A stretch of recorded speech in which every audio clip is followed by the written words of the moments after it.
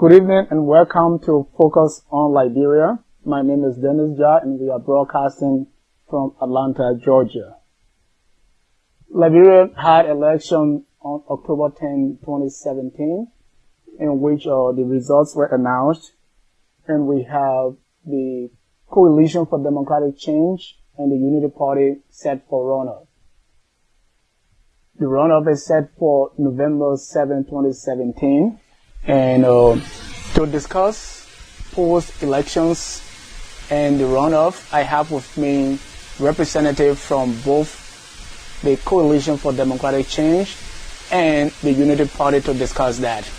Tonight I have invited Mr. Thomas Awaji, sympathizer of the Unity Party, to discuss this.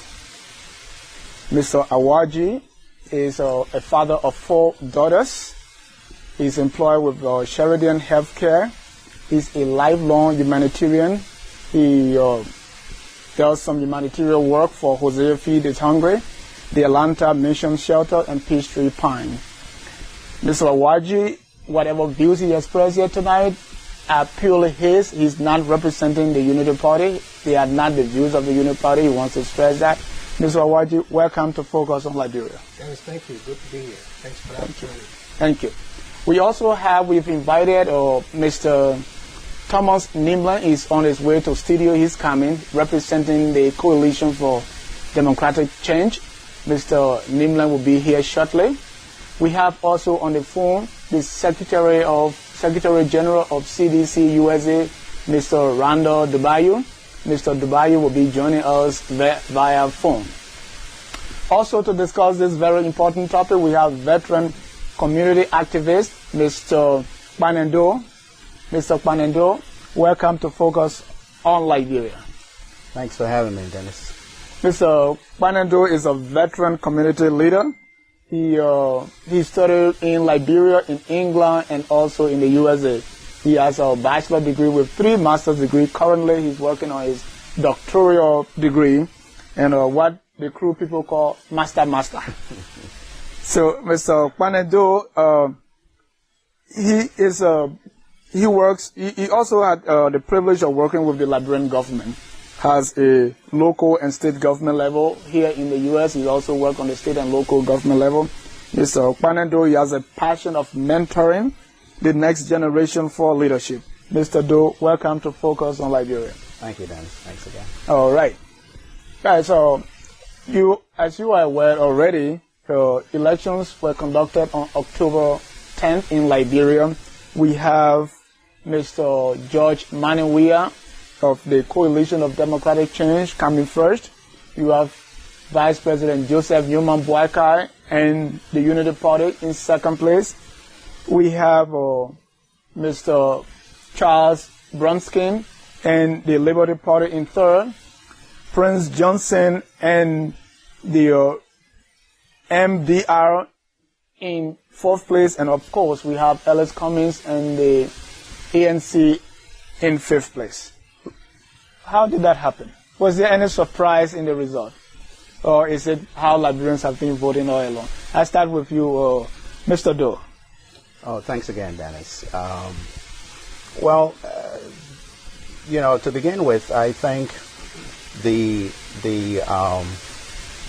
Liberian 2017 election certainly carried with it more than 20 political parties.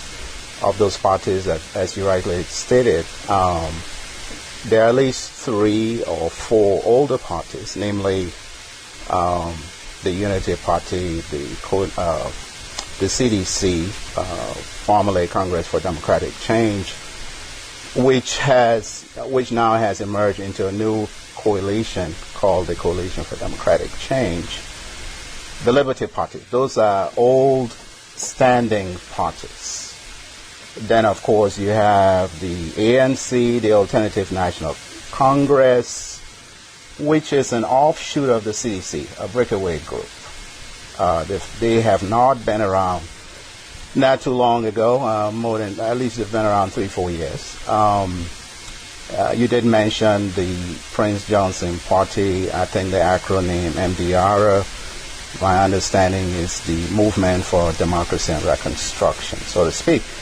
But as you all know, in the case of Prince Johnson, he's been through at least 3 or 4 different formations. Now you ask about surprises. You can argue, yes, there was a surprise in terms of the new outfit there, the ANC, which, as I had said, has not had a long-standing history as the other, I would say, the other 3 or 4 parties. They emerge in the 5th place according to reports, but yet still, if you look at the results more deeply, you'll see that in terms of the gap between the 2 parties that have qualified for the runoff, it's still a very huge gap. So, surprises, you can say ANC. It's yet to be seen how, in the next several years, how they grow into a more robust, formidable party. Oh, Mr. Awaji, I know you are not speaking for the Unity Party, but you are here representing the Unity Party.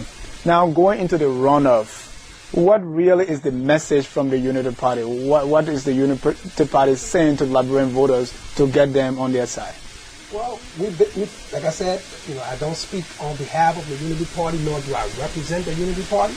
But I think that the Unity Party has stuck by the message the entire campaign.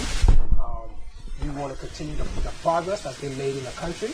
And I'm hoping that the young people will see that and understand that what we are trying to do, we're not trying to go out there and just preach a message. We want to be consistent with that message as far as reaching the youth. The vice president, whom I support, is very passionate about the youth. He's passionate about the young people of the country. And I hope that he continues that message, and within this second time around, I'm sure that we will be successful in reaching the people with that message. Thank you. And if we have the CDC representative is on his way coming, will soon be joining us to give us, what CDC thinks about it. But there have been new developments coming up relative to the runoff elections. First, we have the endorsement of Mr. Prince Johnson of the MDR endorsing the Coalition for Democratic Change. Mr. Awaji, was that a surprise for the Unity Party? Because I believe all parties who like to have the endorsement of Senator Prince Johnson. Was it a surprise? Nothing from Prince Johnson surprises me. So I'm not sure if that was a surprise to the people or a surprise to the country. Is Prince Johnson a kingmaker? I don't think he's a kingmaker. Prince Johnson is the people of Liberia. I think they do a lot of identity politics. People are supporting Prince Johnson. People will always support Prince Johnson. So if Prince Johnson can tell you to vote for whoever, even though it's not going according to his plan, but he still have a lot of influence. But is he a kingmaker? I don't think so. But Mr. Doe, Prince Johnson definitely, I believe, or the Unity Party or any other party in the runoff would want his endorsement. How did the CDC manage to pull that off? Well, again, I'm not just full disclosure again, I'm not a CDC partisan, neither a Unity Party partisan. I'm a Liberian activist and very interested in the politics of our times. And I've been an activist for well over 35 years. But it's a rather interesting question as to how Prince Johnson ended up with the CDC, because clearly the reality of the matter is that either of the 2 runoff parties would have loved to have Prince Johnson endorsements, simply because Prince Johnson comes from a county that represents a huge population base if you will, an electoral base in Liberian politics, which is Nimba County. And Prince Johnson, fairly or unfairly, is viewed as a folk hero of the Nimbayans. Thank you. Please hold that thought. We will be going on a short commercial break. And once again, you are watching Focus on Liberia. Focus on Liberia is brought to you every Sunday at 7 p.m. Eastern. We are discussing our post-election politics in Liberia as we lead to the runoff. I have with me a representative of the Unity Party, the Coalition of Democratic Change, and also an independent activist. At this time, we take a short commercial break and we'll be right back. Don't you go away. Thank you. I'd like to focus on Liberia. If you are just joining us, this is our post-elections, October 10 election discussion as we lead to the runoff. Just joining us for the Coalition for Democratic Change is Mr. Tony Nimle. Thank you. Welcome, Tony. Sure. And he has a disclaimer. Whatever, Tony is not speaking for the Coalition for Democratic Change. Neither is he a member. Tony, if you want to restate that disclaimer. Well, thank you very much for the invitation. Again, I am a very staunch supporter of the Congress for Democratic Change. I believe in their policy and what they intend to do for Liberia. And I am not an official member of this party, but I believe in everything policy-wise, and I believe that they are heading in the right direction in order to lead our country. And obviously, this is the time for a change, the time for the next generation of leaders to take over the country and bring about those things that were lacking in the past. All right. Thank you, Tom. And before you came in, we had a Unity Party. I asked the question, what is the platform, or if you know anything that the CDC is running on in this round of elections? If you want to comment on that. Thank you very much for the question. From the very beginning of the formation of the party, and when I talked to the standard bearer now, Senator George Weah, way as far as 2003, it was all about the people. It was all about the people of Liberia in terms of moving from basically getting our basic needs taken care of. Over 170 years now as a country, we do not have our basic needs satisfied yet as a people. Liberia being the oldest party, the oldest country rather in Africa, we still have a lot to do in terms of what we need to do for our people. So there's a lot to be taken care of, in terms of the Liberian people. Infrastructure, medical benefits, education, etc., etc. So the direction that CDC wants to go at this moment is in addition to what people have done. But the point here is they haven't done enough for our country and our people. Thank you. Recent development, and I want all of you to chime in here, is a press conference being called by the chairman of the Unity Party, calling into question the results from the October 10 election, stating that it was marked by widespread fraud, and it went as far to accusing the current president, President Sirleaf, as interfering with the election results. Okay, that's news to me. And Mr. Awaji, you represent the Unity Party, and although you're not speaking for the Unity Party, but the elections were held October 10, and we had few days to run off. So I'm kind of concerned. What the question people are asking is, why now? Well, first of all, I'm not privy to any inside information as far as the president and her motives. I have no evidence that shows that she is deliberately sabotaging the vice president in this campaign. So I'm not going to comment too much on it. I don't know her motives. I don't know any of this as far as this being true. So I will not comment on that. No, right? And that's fair. Veteran Panendo, as these things unfold, because we had our elections in 2005 where the CDC or the Congress for Democratic Change alleged fraud, and the same happened in 2011. In fact, there was demonstration by the CDC and one person got killed. So charging people with election irregularities is not new. But for the certain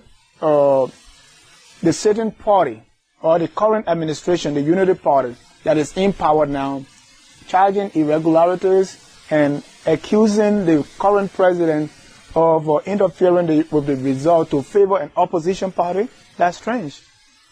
It is strange, and I think it's very dangerous. I don't know all of the details of the press conference, but as you rightly stated in the beginning, it's rather belated that the Unity Party will come up at this point in time in the election process to lodge a complaint. I had wished that they would have done so well before the October 10 elections, because many of the issues they are now raising about widespread election irregularities, these issues were earlier pointed out by a number of very prominent Liberians and the Liberian body politic.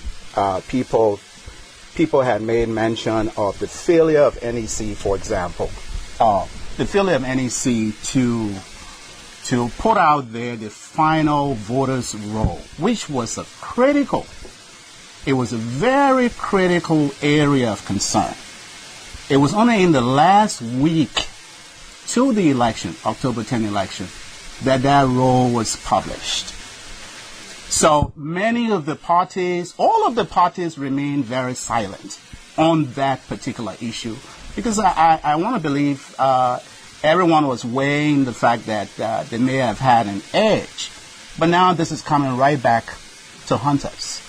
And I just like to make the point that I think, as Awaji said, Thomas said, at this point to levy a complaint, I'm not a fan of President Salif, but I think the way the Unity Party is now going is creating a very uneasy situation in the country.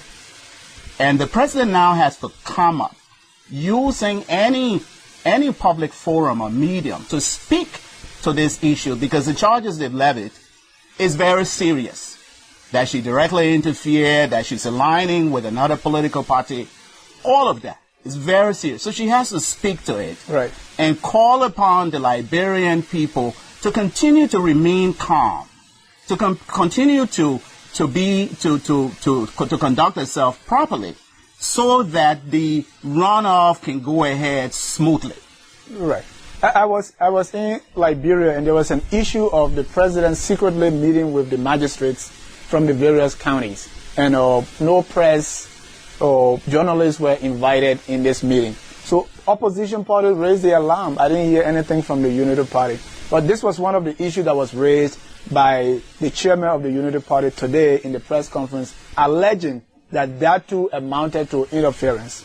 Mr. Nimlin, you are representing the CDC. And the complaint is the president is cheating for the CDC.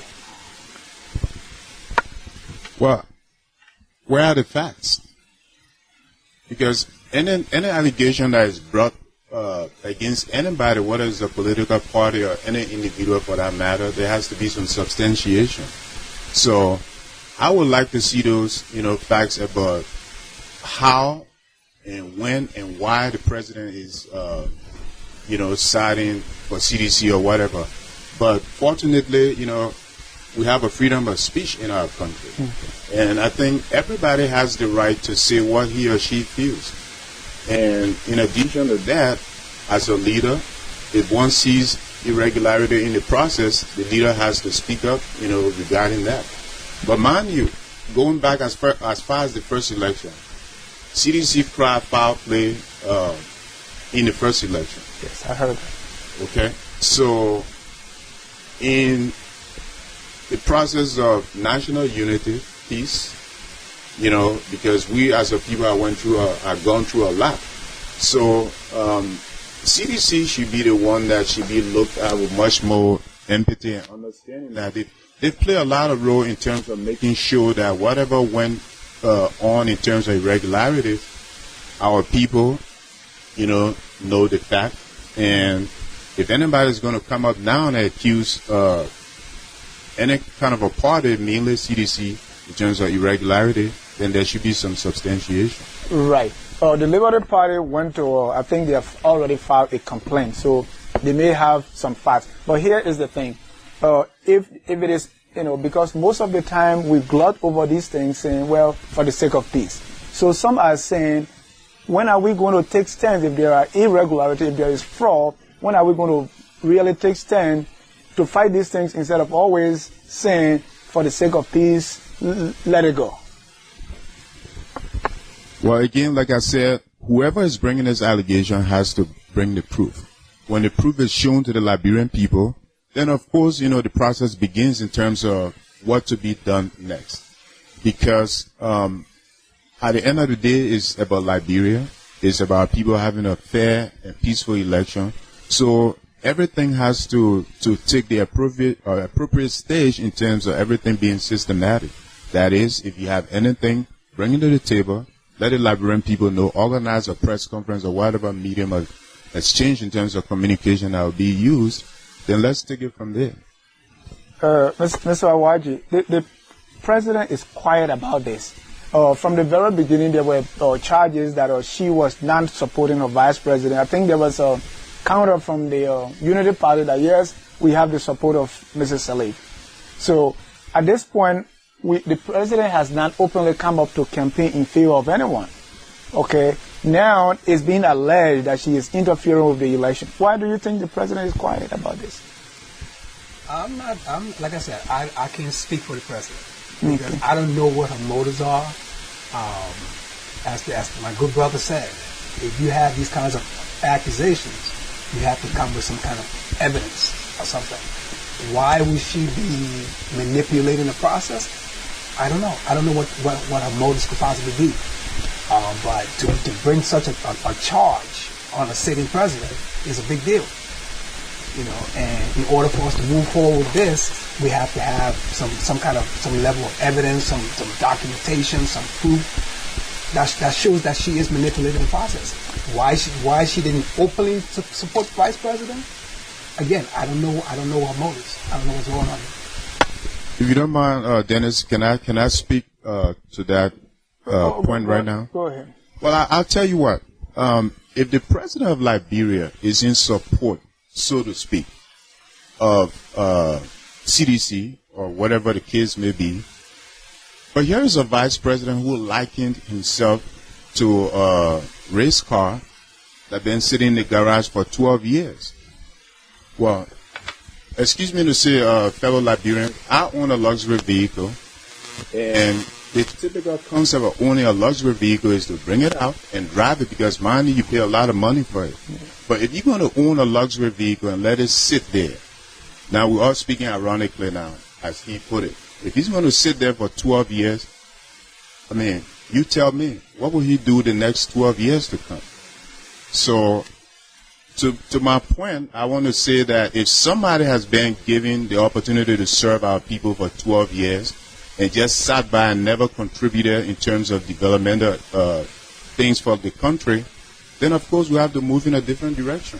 I will let Thomas respond to that, but Thomas, before you come in, Vice President Boakai or his surrogates or his supporters have alleged that the president sidelined him. They want to use him for all these years. And so, based on that same premise, that is why she's trying to cheat against him so that George Weah become president. And her son is allegedly supporting George Weah and is even financing the campaign. And so that could be her motive. But Mr. Awaji, I want you to respond to what Tony has said concerning this race car. We discussed this before about this past car, and I asked the previous guest on the show, if this car has been parked for this time, why is it still consuming fuel? Well, we all know the analogy, the race car analogy that the vice president made. I work for somebody. You work for somebody. Okay? If your employer does not give you the ability to perform your job effectively, okay, what do? Do you quit? Do you resign? or you continue working. So I think that analogy does not mean that he was not performing. He feels like based on the Constitution, he did not have the opportunity to fully perform to his potential. And I think, like I said, we all work for people here. I think we all understand that analogy. Okay. So, Banando, let me bring you into this. Vice President felt marginalized, and he did not quit. Neither did he openly complain for us to know that there was few developing.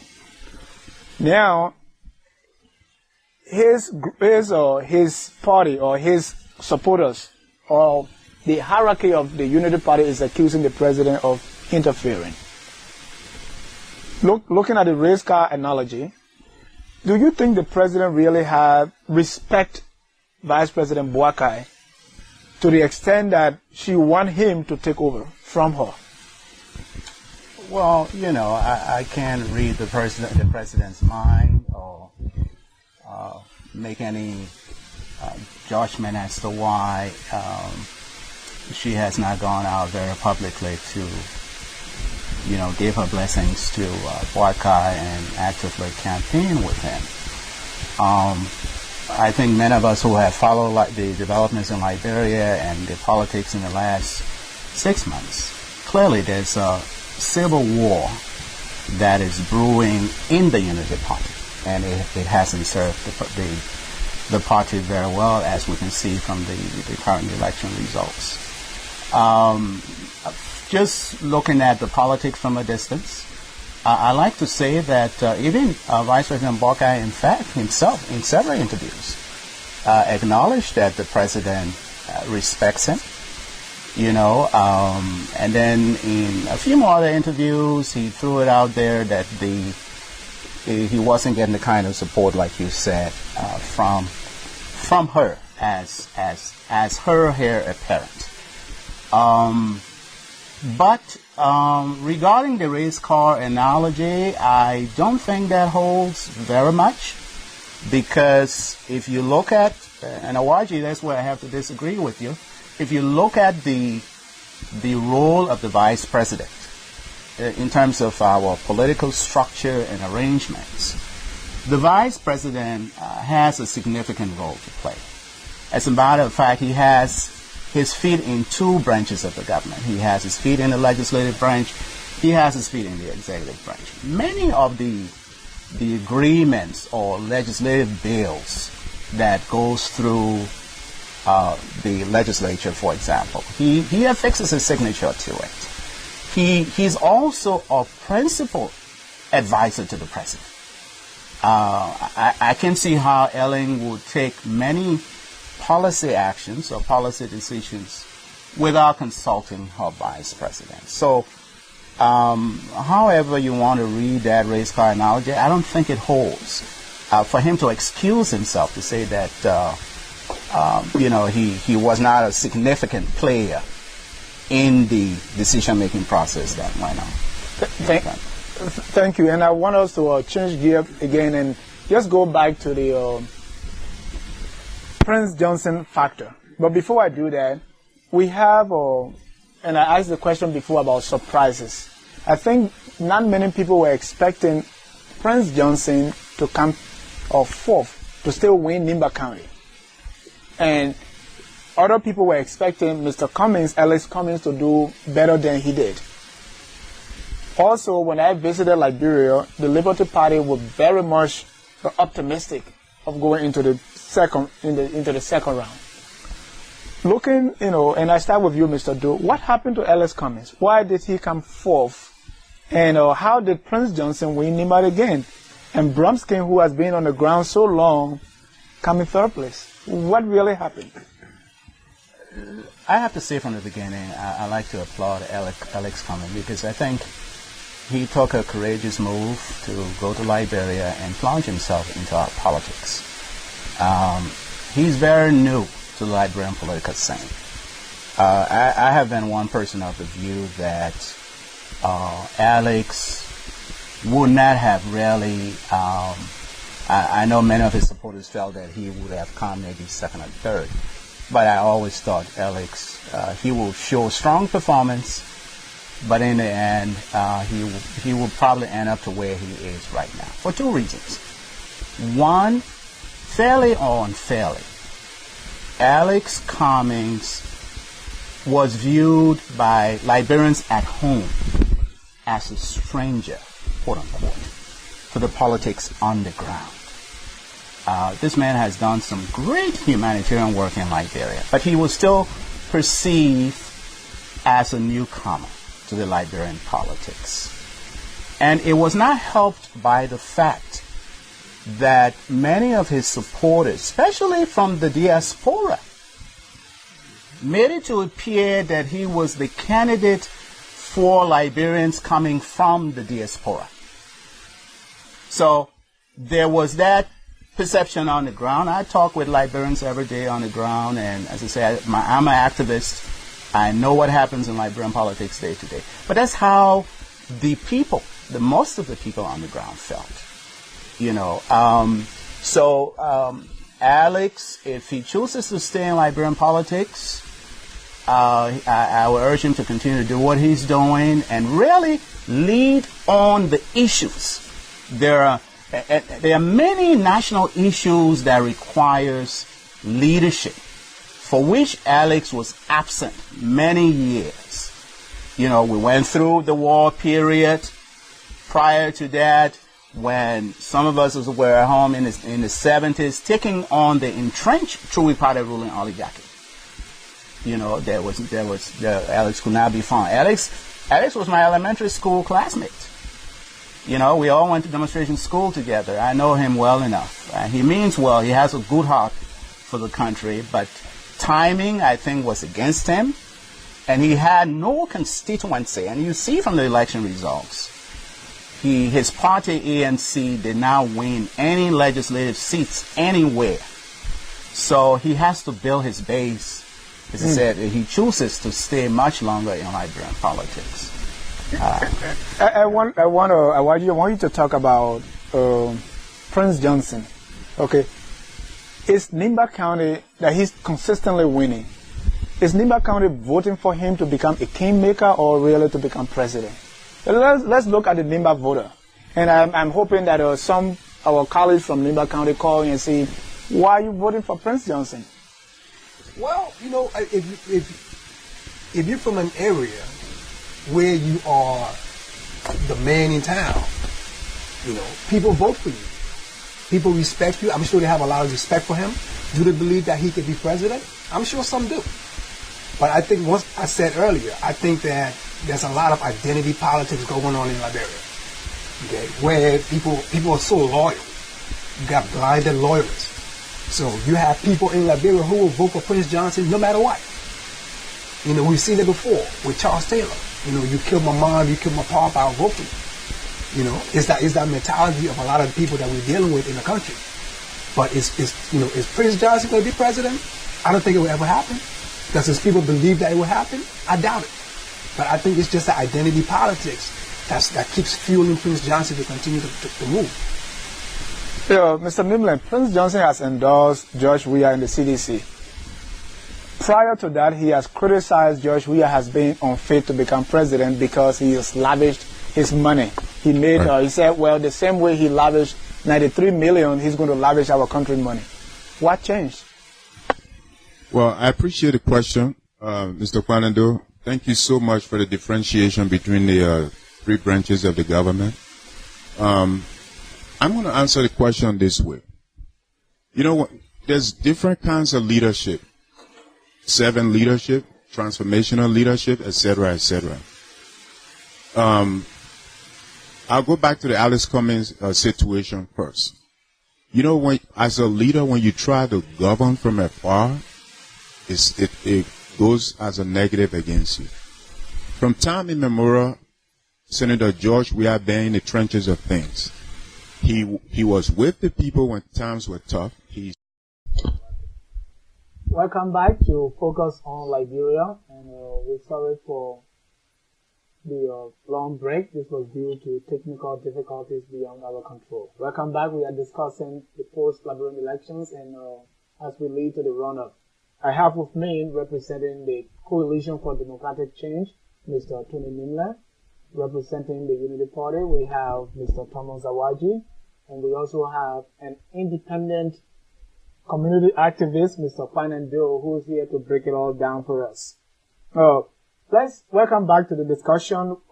Let's talk about, there's a lot of noise, or the noise about the CDC relationship with convicted war criminal and ex-President Charles Taylor via his wife or his ex-wife, Jewel Howard Taylor, is getting louder.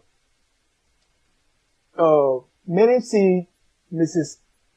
Taylor has a liability for the George Weah ticket. Also, we see that the Unity Party is pushing that very hard and hard.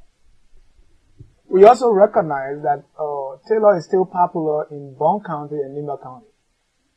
Pushing this Taylor envelope, is it good politics, Mr. Awaji, or bad politics? And what does that, why did Weah pick Jewel?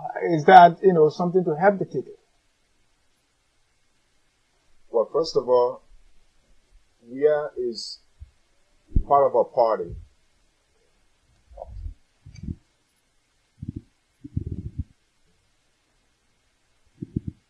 Okay, Weah is part of a.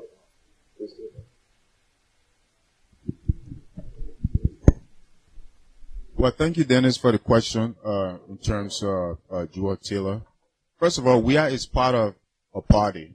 Weah is not a dictator, and I believe every decision in the party is unanimous instead of unilateral. And mind you, Jewel Taylor is a senator elected by her own people from Bond County. So the fact that Jewel Taylor is a liability, I don't know what ground does that really take, because we didn't, appoint her to that position. Her position is an elected position. So I believe as a Liberian, she has the right to partake in the election as anybody else would. And because of her affiliation, I just see this as people categorizing Jewel Taylor being guilty by association. Because if they have anything against her, in my opinion, let them bring it forth. But all of these are just assumptions, preconceived ideas, and I think that for the sake of reconciliation, we need to look at everybody fairly.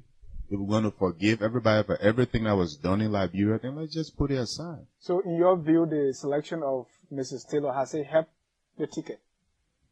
We'll see. In the first round, did that help? Come November 7, we'll see, because it's not George Weah that is speaking. It's not Jewel Taylor that is speaking. It is the people that are speaking. You see what's going on in the ground. The arrival of those two people that are representing the CDC is like the second, I wouldn't say Christ, because the good Lord is greater than anybody else, but it's like the second coming of any great leader that we've seen before in a long time. Mr. Awaji, and I asked the question earlier, pushing this Taylor envelope, knowing very well that Taylor is still popular in Bond County and Nimba County. And for Unity Party to win the second round, you need those two counties. Is that good politics or bad politics? Well, politics is a contact sport. Politics is dirty business. I think it's fair game, to bring out the Taylor agenda. But is it going to make a difference? Once again, it comes down to the Liberian people and how they feel. So it could make a difference. It could not. It couldn't. So it could go either way. But I think it's fair game. It's politics. I want us to also talk about this issue of war crime. Mr. Doe, the conviction of Jongo Jaba, in Philadelphia, that's an alarm bell that probably the international community in the U.S., they're getting serious about this war crime thing. Does that concern, or should that be something that will be a wake-up call or concern people like Prince Johnson, Mrs. Ali, or Mrs. Taylor, who is also an associate of ex-President Taylor? I'm sure wherever Prince Johnson is sitting, or wherever other warlords are sitting, this has to be a concern, because you can see the massive push by the international community to arrest these warlords wherever they are. But that does not factor in with the Liberian voter. That's the disconnect. You are so right, and let me make a comment on that, on the Joel Howard Tiller thing. And Tony kind of touched on it. I don't know what factor into how CDC and WIA opted to carry Tiller, Joel Howard Tiller, as the running mate for WIA. But my understanding is that when the Coalition of Democratic Change, which comprises 3 or 4 different political parties, came together, the plan or the arrangement was that CDC, Congress for Democratic Change, which was the populist party, will put up the person would be, the standard bearer, while the other parties were to select Joel Howard Tiller. Where I think the Joel Howard Tiller was perceived when Ambassador Weah made his election, I think for certain section of the Liberian populace, it came across as a letdown because, again, as Tony said, the whole guilt by association, Joel Howard Tiller being ex-wife of Tiller, who caused so much harm and brought so much mayhem to the country. It came as a disappointment to many, to a whole section of the Liberian people. But very ironically, like you said, based on the election results, Joel Howard Tiller delivered for the CDC.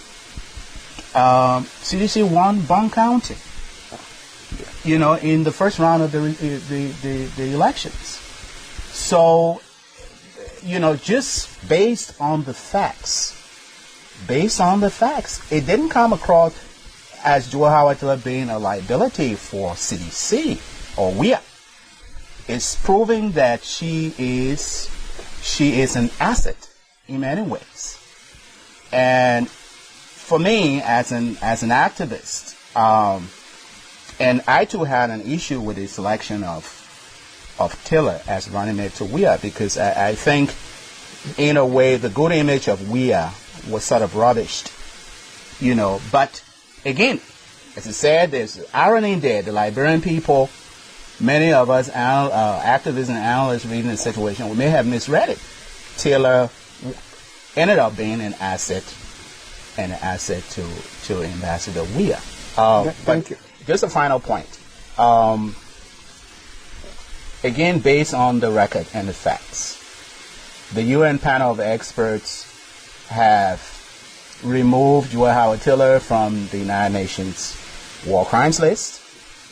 She no longer is on the list of the U.S., not to come to the U.S. She can travel freely in and out. They didn't see any reason to keep her on the list because they couldn't quite link her to any criminal offense. The person who was linked to being actively involved in the killing with Charles Tiller of Liberians was his former wife, Agnes Reeves Tiller, who now languishes in jail in London. So, but again, it would be interesting to see how the runoff goes and how that looks. Thank you. The whole idea of the runoff, or a prominent Liberian blogger, when look at the 2 choices that were being presented, look at them as 2 bad choices. Here's how he put it. He said, which way in runoff 2017? So he raised. What thing we go do now, you go for Opon, you get Tyler and Taylor, plus Robert Salif has the dash. And all the other hungry lions saying that our time to eat too. You go for Pape Boakai, you get Nukwe and all the Gorbachev then. You know what will happen when Joe goes to sleep in the park car. You go so, you get burned. You go so, you get drowned. That what thing we go do now? Where play we go turn. We got to vote anyhow, whether we like it or not. The Pape or the footballer. You decide. One man, one vote. Your choice 2017. Does that poem mirror the general feelings of the Liberian people that they are being presented 2 bad choices, they have to choose between the rock and the hard place? Let me start with you, Thomas. I don't think the Liberian people feel they're being they're caught between a rock and a hard place. I think the Liberian people they're skeptical. The people are skeptical in general. These two parties have been around the block, so to speak. So I mean, the people have a lot to be concerned about. You know, are they feeling they're picking the lesser of two evils? I don't think so, because if that's the case, I think they would have gone another route. Tony, what do you think? I don't believe it reflects the position of every Liberian. Most? Well, I don't know. I don't know if I should even say most, because everything has to be, proven statistically. And I don't see these statistics rather. And of course, people have, the freedom of speech to say what they want to say. Believe me, I've heard a lot of things about, the great George Weah. But mind you, this is not about George. This is not about accumulation of wealth. He has much more, enough with him to be able to take care of his family and himself. But, people were stereotyped. Okay. People were stereotyped. And, from what you read, it was very comical to me because, again, like I said, people are judging people being guilty by association. Whoever, wrote that beautiful little saying, I would say to them, where is your proof? Where is your proof? Don't just say stuff because, you for one party or the other. But if you're going to say something, come up with some proof and let's see it. Mr. Panando, I know the one representing CDC and the one representing Unity Party say, that's not the general feeling of the Liberian electorate. What sayest thou? I think I agree with that. I think I agree with Tony and I agree with Thomas.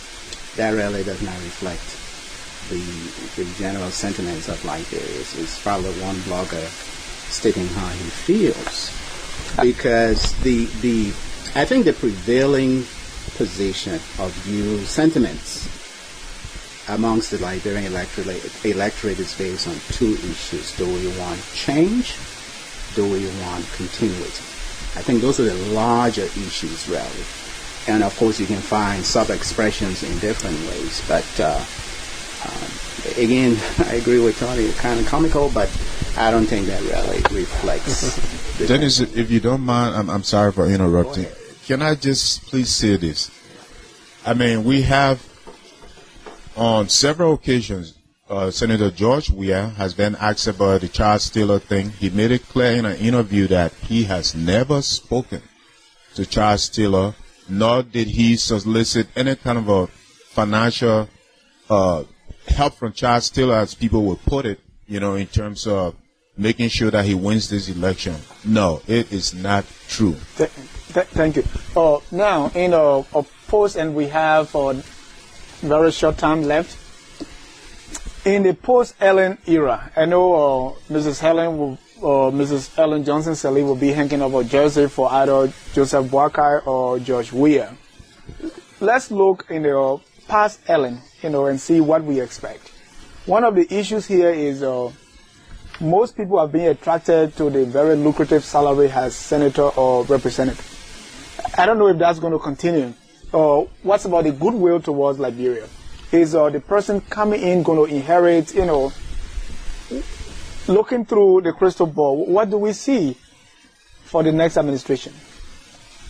Well, the next administration, whoever that ends up being, will have a huge, very huge responsibility, very huge challenges.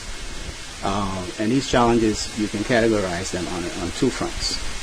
There's the challenge of the dismal performance of the economy, because Liberia is predominantly based on, the economy is predominantly based on the extractive industry. Right. Iron ore, gold, diamond, all these kinds of stuff. And those extractive industry, the extractive industry at the international level is performing rather poor. The second major challenge I see looking ahead will be the huge youth unemployment in the country. You find people graduating from the University of Liberia, kids coming from high school, nothing to do, and that also have a broader effect on the populace. So the incoming administration have to have a plan in place to really address those two challenges by the first year, at least within the first year. Thank you. I see Tony and Thomas nodding, so I suspect that you agree. So we are drawing near to bring down the curtains. So, gentlemen, it's my pleasure having you. But before I take leave of you, I just want you to give me your final thoughts. And Mr. Kwanendo, I will ask you to make your prediction. But let's start with you, Tony. Your final thoughts. Thank you very much. I would say to the CDC and to the CDC ticket for which George Weah and Joe Taylor are representing the people. In the first 100 days, I anticipate and I know there's serious plan in the making that they will address issues pertinent to the Liberian people. I think in order for development to come into the country, we need roads. We need access to all those places where, as Mr. Kwanendo said, our natural resources are located. Secondly, we need infrastructure. We need innovative people to come in. Mind you, what I regard as the old guard, they did their part, but that's not enough. We welcome, as citizens, we welcome wise people, which, George will be a president for everybody, to bring in their suggestion. This is not a matter of exclusion. It's the matter of having somebody up there that have the people in mind. And I believe in the first 100 days, Liberians will see an immediate change. Now, mind you, corruption cannot be eradicated by one party. But I believe CDC will pick something specific and core to the Liberian people developmental issue, focus on that, and make sure that happens. Mr. Awaji, your final comments. Well, Dennis, I want to thank you for giving me the opportunity to come on here today. I really do appreciate it. As a Liberian, I'm very concerned about the country. I'm concerned about the youth of the country, and I'm hoping that under a Boyka presidency, I think you really see things start to shift within our country. The vice president is very passionate. He's a humble man. He cares about his people. He cares about the country. He cares about the youth. I would like to see more being done as far as the healthcare system. And I know that's something that the VP also cares about, in spite of the stories we hear. He's very passionate about education. He's passionate about the youth empowerment. That's something we've talked about a lot of times. Another issue on the ground that I find really disturbing is mental health. We have to do something about mental health in Liberia. That issue is a huge issue, and something has to be done about it. And the vice president will make sure that he put people in place that can address those issues to see how we can move forward in solving some of the issues on the ground there. As far as corruption, as Tony said, corruption would never be eradicated in any society. There will always be corruption. Okay. Under the vice president want to put in place. First of all, he wants to empower. He wants to empower the justice ministry.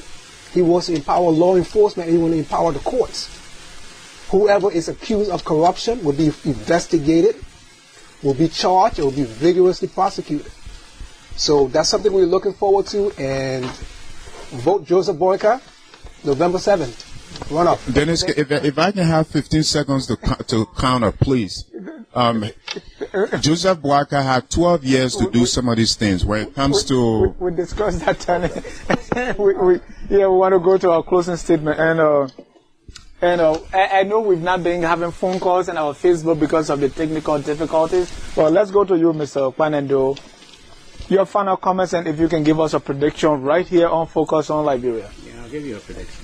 But before I make that prediction, I just like to say this to all of our people at home, to encourage each other to go to the polls and vote, because the voters' participation in the first round, much as it was encouraging, it did not reach maximum effect. The NEC registered 2.1 voters, and I think, based on the first round results, only, I think, 60% of that number of people voted. A lot of people stayed home, really. And we are at a critical juncture, so it is very important that people go out and vote. Encourage your friends, encourage your family members, pass the word out, go out and vote, because it has to do with your future, the country's future. Because if you don't vote now, tomorrow, if you start complaining, or this person, I didn't like him, but what did you do? You self-enfranchise yourself because you didn't go out to vote.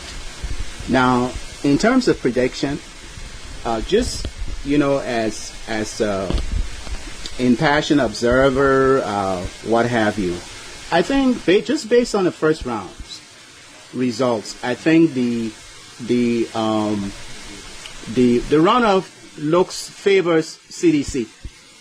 It favors CDC. I don't see how Liberians will change their opinions overnight to throw their support behind the Unity Party. I just don't see it.